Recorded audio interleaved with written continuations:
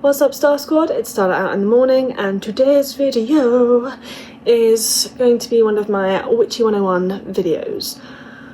I've had some comments on some of my videos, especially like the early ones when I was like the My Deities playlist.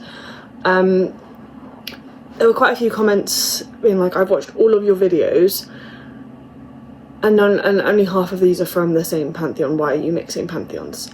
Now, there is nothing wrong with mixing pantheons, if you don't think there is.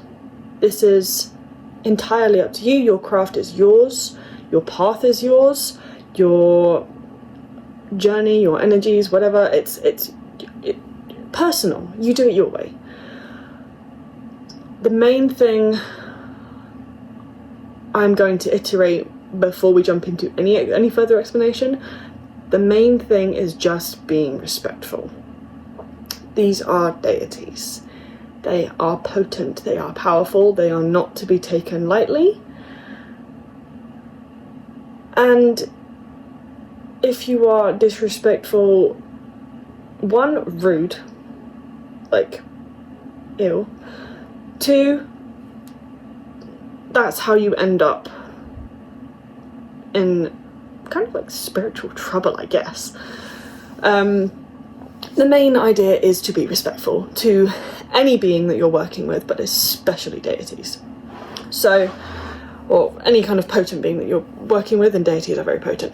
So, my personal craft, story time, the development of it, like, you have to experiment.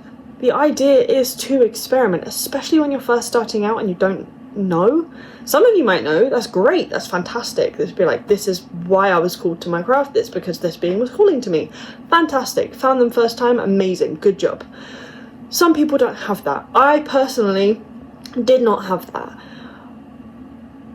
I kind of did, but I wasn't sure. So when you're not sure, what do? You explore, you experiment, you research, you learn. That's the whole idea.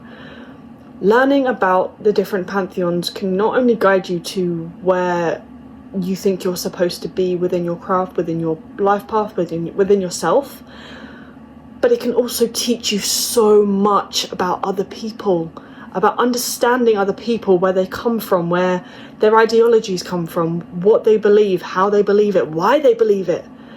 And this is so important for self-betterment and self-improvement, which is what really, like, most of us are on the craft to do. Like, that's part of our path, is to understand other people and bring about change within our own lives. Self-betterment, self-improvement, enlightenment, raising your vibration, whatever you want to call it. This is the idea of spirituality, is to connect better with the earth, with other people, with other cultures, and to better our own lives, to bring about change in our own lives in a way that would raise our vibration with the collective.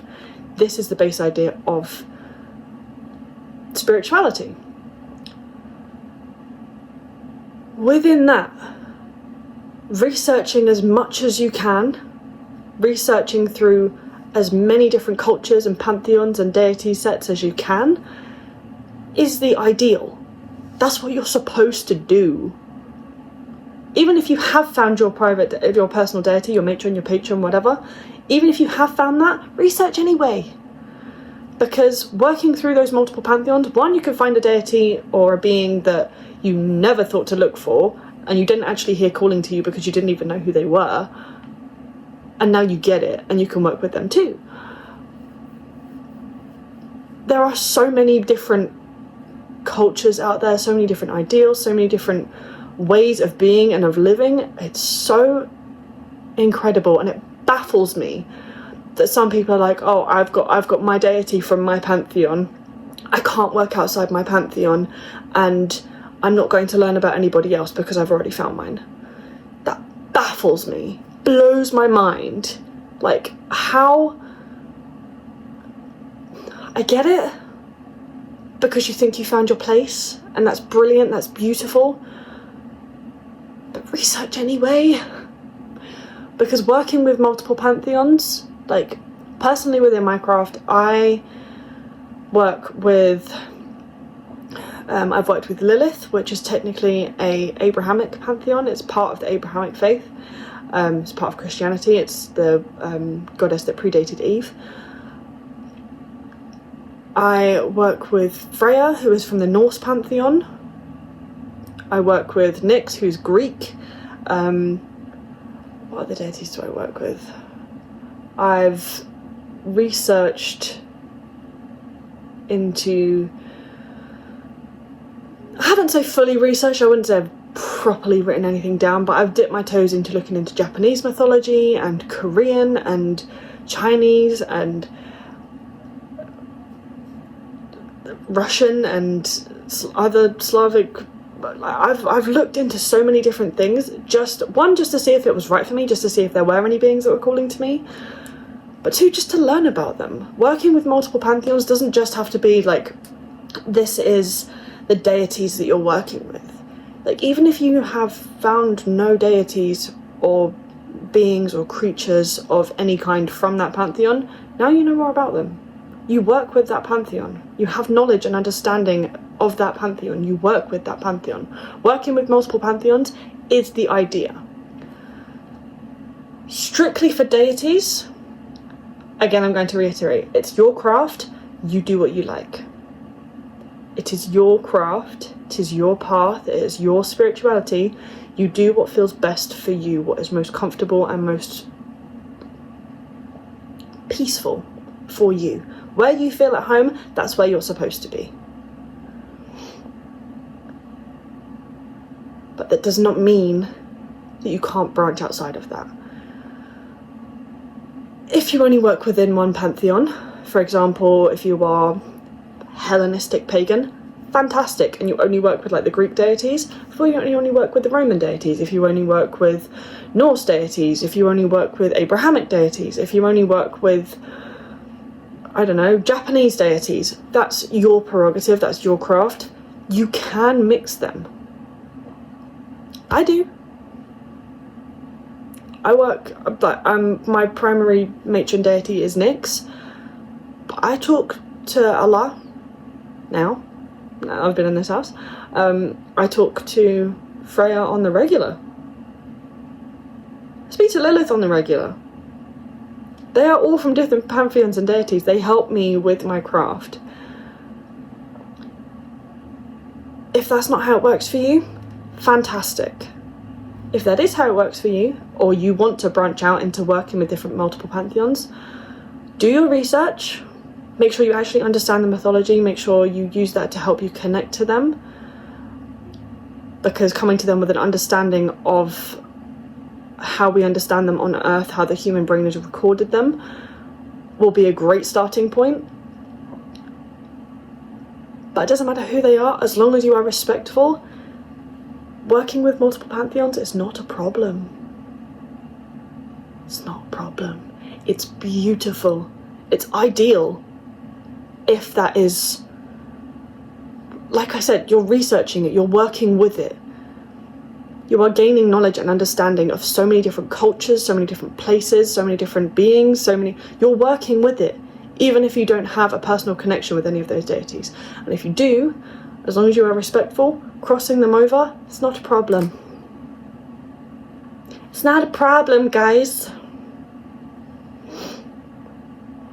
But yeah, so as long as you're respectful and doing your research and doing it to learn and grow and better yourself, and you're not doing it to culturally appropriate or do any kind of, like, as long as you're not doing it to hate on them and find out why you should hate them, which is, some people are like that, I don't get it. Yeah, as long as you're respectful and have good intentions, nothing bad will happen. As long as you are respectful and have good intentions, nothing bad will happen. I'm going to say that one more time. As long as you are respectful and have good intentions, nothing bad will happen. Working with multiple pantheons is ideal because you learn, you grow as a person, as a witch, as a pagan, as a Muslim, as a Christian, as however you define yourself. You will grow as a person working with multiple pantheons. It's not a problem. It's beautiful. And if you only work with one because that's where you feel at home, fantastic. You do you. But I would recommend doing some research, because you can find out, so even if you don't connect with it, you can find out some really interesting shit.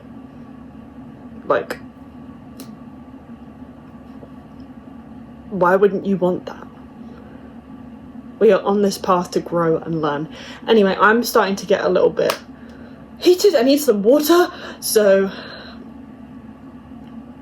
I'm gonna recenter, and I'm going to tell you to be unapologetically you, no shame, and I will see you in the next one.